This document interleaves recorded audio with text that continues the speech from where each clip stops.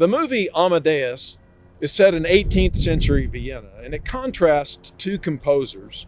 You've probably never heard of the first one, Antonio Salieri, but the second composer remains a household name to this day, Wolfgang Amadeus Mozart. As a young man, Salieri prays to God, and he vows to live a life of devotion and chastity if only God will make him a great composer. Salieri is true to his promise and lives a disciplined and religious life, only to be overshadowed by the astonishing talent of Mozart. At the end of the movie, Salieri is not only filled with envy toward Mozart, but is bitter toward God. Is there anyone that you envy? Or do you ever feel like God has wronged you by allowing another person to occupy a position that you feel like you deserve? Or who has a talent or a relationship that you believe you're entitled to?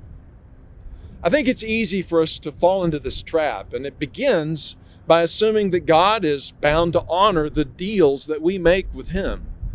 We pray prayers like this: God, I'll do this if you'll do that.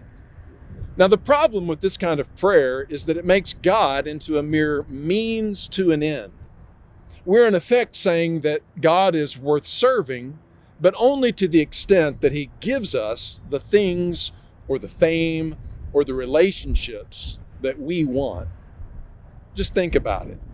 When we do this, we're making the object of our desire our real God, and the God of heaven, well, He's just a tool for acquiring what we really want.